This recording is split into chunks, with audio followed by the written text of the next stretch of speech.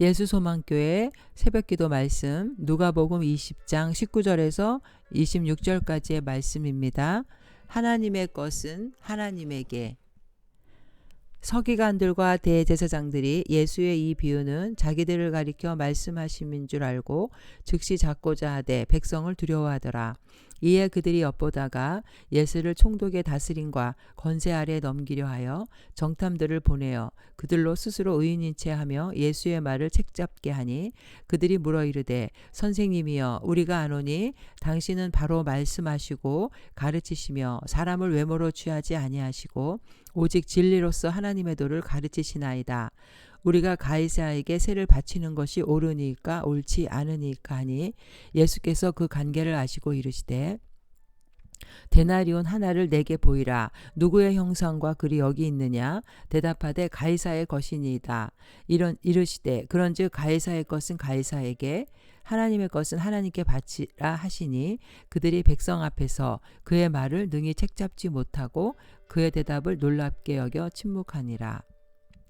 오늘 말씀은 압달락에서 포도원의 그 악한 농부의 비유를 통해 책망을 들었던 종교 지도자들이 이제 더욱 분노해서 예수를 바로 그 현장에서 잡으려고 했지만 백성들의 민심이 두려워서 물러나야 했습니다.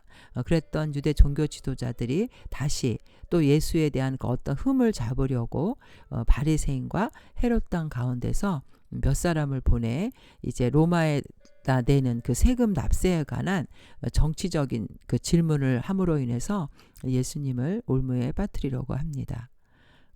여기서 바리새인과 헤롯 땅 가운데서 몇 사람을 보냈다라는 것은 바로 유대 종교자들에게 매수를 당했던 그 정탐꾼을 얘기합니다. 여기에 20절에 보면 이에 그들이 엿보다가 예수를 총독의 다스림과 권세 아래에 넘기려 하여 정탐들을 보내어 그들로 스스로 의인이 체하며 예수의 말을 책잡게 하니 마태복음 22장 15절에 보면 유대 종교자들이 바로 자신들에게 매수당한 자 바리새인의 제자들과 헤롯 땅이라고 여기에서 그들의 신분이 나옵니다. 정탐꾼이라는 단어는 이제 스파이나 간첩들 그런 말의 의미가 있습니다. 여기 당시에 유대 그 나라는 로마의 속국으로 있었기 때문에 로마에 세금을 내야 됐는데 이것을 인두세라 그래서 인구 조사를 하기 위해서 이제 로마가 유대 나라에게 세금을 징수했는데 유대인들 남자는 14세에서 65세까지 또 여자는 12세에서 65세까지 1년에 한 번씩 인두세를 내야 했습니다. 그리고 그 인두세는 이제 한 데나리온을 바치게 되어 있는데 이 데나리온은 로마의 납세를 위해서 로마가 만드는 화폐입니다. 그래서 하루에 그 노동자의 품삯에 관한 에 해당되는 돈인데 이 화폐에는 그 로마 황제의 형상이 새겨져 있고 그래서 이 유대인들은 이 형상이 새겨져 있는 이 돈은 바로 우상숭배의 죄를 범하는 것이다. 그래서 몸에 지니고 다니지 않았습니다. 왜냐하면 10계명의 2계명에도 형상을 새기는 것을 금하고 있었기 때문에 이들은 평상시에는 그 돈을 사용하지 않았지만 세금을 낼 때는 결국 이 돈을 환전해서 자신들의 그 돈을 유대의 그 세겔이라는 돈을 이제 이 데나리온 로마의 화폐로 환전해서 세금을 냈습니다. 그렇지만 유대인들이 이 세금을 내는 것은 그 세금이 하나의 어떤 황제에 대한 우상을 숭배하는 것이라고 생각했고 또 자신들의 나라가 로마의 속국으로 있다는 것을 상징하기 때문에 그 세금을 내는 것을 굉장히 그 저항하고 있었고 꺼리끼는 것이었습니다.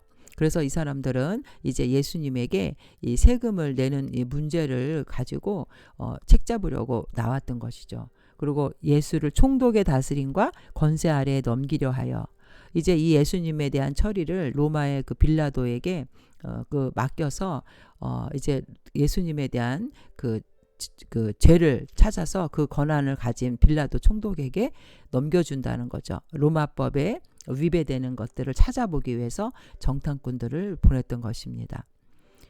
그래서 예수님께서는 이제 그 말씀, 그 질문에 대한 대답을 하시는데 21절에 23절에 예수께서 그 간계를 아시고, 여기서 이 간계라는 단어는 창세기에 보면은 그 사단이 하와를 유혹할 때 파눌리안이라는 파눌리아라는 단어인데, 하와를 유혹할 때 사단이 썼던 이런 간계라는 단어입니다.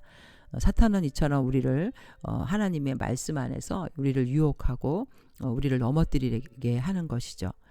그러나 예수님은 그들의 간계를 아시고 데나리온 하나를 보이라고 하시면서 누구의 형상과 글이 있느냐, 그러면서 가이사의 것은 가이사에게, 하나님의 것은 하나님에게 라는 대답을 하십니다.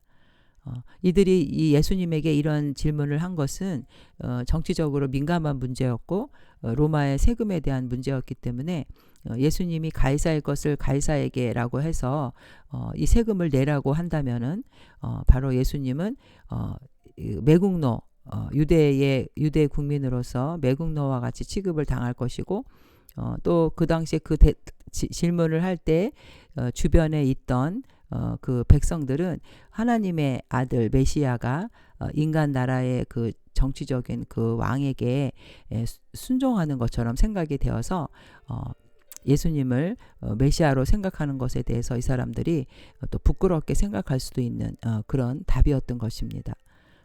그래서 이들은 예수님이 되도록이면 반드시 그 질문에 대해서 세금 내는 것을 반대하는 것을 원했던 것인데 예수님은 이런 대답을 하지 않은 것이죠. 즉 세금을 만약에 내지 말라고 하면 그 로마 정부에다가 반항하는 정치적인 범죄자로 고발할 수 있는 것이고, 반대로 납세하는 것을 찬성하면은 예수님을 반민족주의자로 매도하고 유일한 왕이신 그 하나님 앞에 거역하는 자로 정죄하려고 했던 것이죠. 그리고 또 주변에 있는 그 민중들에게는 하나의 어떤 웃음거리도 될 수 있는, 메시아가 이방인의 황제에게 굴복하였다라는 어떤 그런 신학적인 문제도 안게 되는 것입니다. 여기서 하나님이 하나님의 것을 하나님에게라는 말은 바로 성전세를 말하는데, 결국 예수님의 대답은 두 가지 의무를 동시에 강조하신 것이 되죠.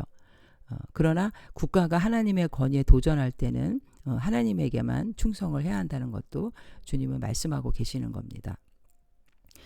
유대 종교 지도자들에게 매수되어서 파견했던 이 정탐꾼들은 정치적으로 민감한 그 로마의 세금에 대한 질문을 통해서 예수님을 넘어뜨리려고 했지만, 예수님은 그 함정을 빠져나간 것과 동시에 어떤 신적인 권능과 지혜를 가지고 답변을 하신 것입니다. 그래서 이들을 더 침묵하게 만들었던 것이죠. 26절에 그들이 백성 앞에서 그의 말을 능히 책잡지 못하고 그의 대답을 놀랍게 여겨 침묵하느니라. 결국 예수님이 이러한 그 가이사의 것은 가이사에게, 하나님의 것은 하나님에게라는 말씀은 이 세상 나라의 그 권력도 중요하지만 두 가지가 동일하게 중요한 것이 아니라 바로 이 절대의 권력은 하나님께만 있다는 것도 말씀해 주신 것입니다. 이 세상의 나라가 세워지고 패망하는 것 모두 하나님의 손에 달려 있는 것입니다. 이것은 어떤 로마 정부에 반대하는 유대인들 중에서 어떤 편에 찬성하지 않는 것으로 다만 끝나는 것이 아니라, 이 세상의 권세와 모든 것들이 이 세상의 권세와 하나님 나라의 권세는 분명히 구별된다는 것을 동시에 가르쳐 주신 것입니다. 그러나 하나님을 공경한다는 것이 국가의 의무에 소홀하게 하는 근거는 되지 못하는 것이죠. 메시아가 세우실 하나님의 나라는 그러나 유대인들이 원하는 세상의 국가 조직이 아니라는 것도 깨닫게 해주십니다.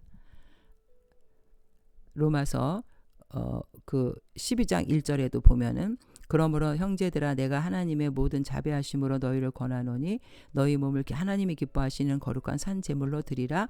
이는 너희가 드릴 영적 예배니라.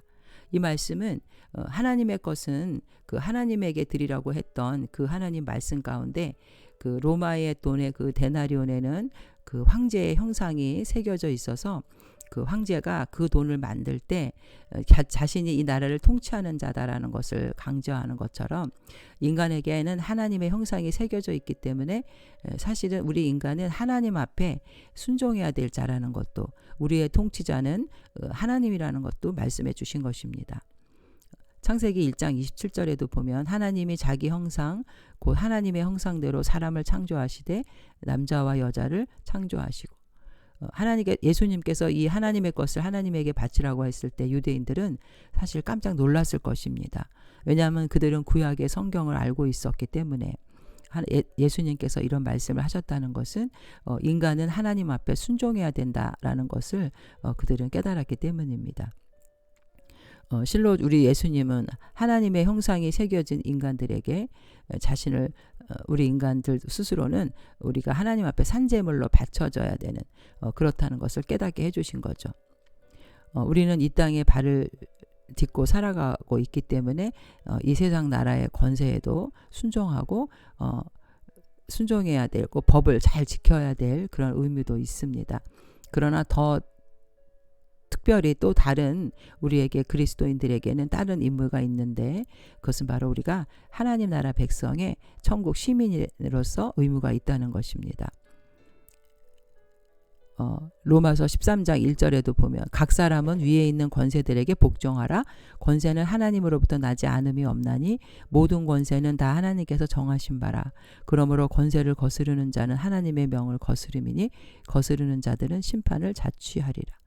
세상 모든 나라의 권세도 하나님이 세우신 것이기 때문에 세상 권세보다는 하나님의 권세가 더 위에 있고 우리는 더 하나님의 권세에 또 순종해야 된다는 것을 말씀하고 있듯이 우리는 천국 시민으로서의 의무도 있다는 것입니다. 그래서 빌립보서 3장 20절에도 그러나 우리의 시민권은 하늘에 있는지라 거기로부터 구원하는 자 곧 예수 그리스도를 기다리더니 우리가 이 세상에서도 그 기본적인 국민으로서 대한민국의 국민으로서 법과 질서를 잘 지켜야 되는 것처럼 우리의 그 정체성 그리스도인의 정체성은 바로 천국 시민 그래서 하나님 나라의 백성들이기 때문에 우리가 하나님 앞에 예배드리는 일 또 전도하는 일 또 하나님 나라의 확장을 위해서 헌금하고 충성하는 모든 일들이 바로 천국 시민으로서의 의무인 것입니다. 예수님은 메시아로 이 땅에 오셔서 자신이 하나님의 아들이고 라는 것을 유대 백성들에게 가르치려고 하고 전하려고 했지만 이렇게 서기관들과 유대 종교 지도자들은 끝내 이것을 받아들이지 못하고 예수님을 십자가에 못 박으려고 예수님을 정치적인 범으로 정치범으로 로마에게 그 사형을 당할 수 있도록 이렇게 내어주려고 혈안이 되어 있던 것을 바라볼 때 예수님은 너무나 안타까웠을 것입니다. 결국 우리 인간의 메시아 구원자 되시고 우리의 왕이신 주님이 이 땅에 오셨지만 그 예수를 알아보지 못하는 자들에게 주님께서는 그 올무를 넣어서 넘어뜨리려고 했던 이런 정탐꾼들 유대인들에게 결국 가이사의 것은 가이사에게 드리지만 진정 너희들은 내 자녀이기 때문에 하나님의 것은 하나님에게 드려야 되며 바로 그 하나님이 나이다라는 것을 말씀해 주고 있는 것입니다. 아직까지도 예수님을 나의 구세주로 나의 왕으로 받아들이지 못하는 많은 사람들이 있지만 정말 우리는 영적으로 바로 깨어서 진정으로 구주와 메시아 대신 예수님을 영접하고 하나님 나라의 백성으로 또 천국 시민으로서의 의무도 게을리하지 않은 저와 여러분 되시기를 주님의 이름으로 축원드립니다. 아멘.